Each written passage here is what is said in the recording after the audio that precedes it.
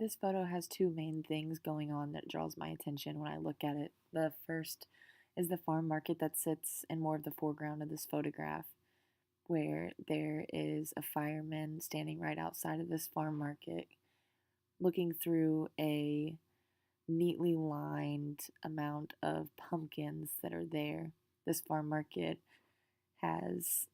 big green letters on a white kind of yellow background, which really draws your attention, and it is sitting next to a sweet cider sign that it has a bright yellow background and a big red apple on it. There's a lot of pumpkins that sit in the front of this photograph. Some are big and strong looking, while others look like they've been crushed and are rotten and smushed. And this color kind of leads you straight to the top of the photograph, where a two-story house sits in the background of this photo with bright orange flames coming out of the middle top of the house, which then leads to a lot of gray smoke surrounding it and leading straight into these trees that look as if they are somewhat dead, or how they would during wintertime. There also then, this yellow house has the green lining to it, and a fire truck is sitting next to it with its ladder all the way up to the top of the house.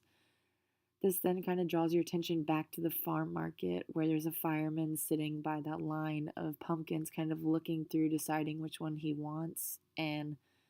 he is not taking any action for this fire that's happening in the house, but if you research this picture alone, it says that Joel Sternfeld was actually driving by and took this photograph, but this was an exercise for the fire in the house, and the fireman was actually on break at this time, so it was a controlled scene, anyways.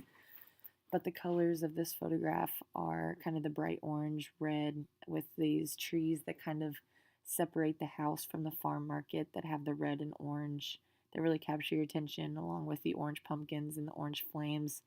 The rest of the picture is kind of dull looking, as there's the green, dark green trees, the gray trees, the kind of irking sky, and the grass that looks like it's not dead but that has very few green patches to it. There's a lot of aspects of this photograph that really draw your attention, but the colors are definitely one of them, as well as the constant darks and the almost irony that comes from looking at this photograph.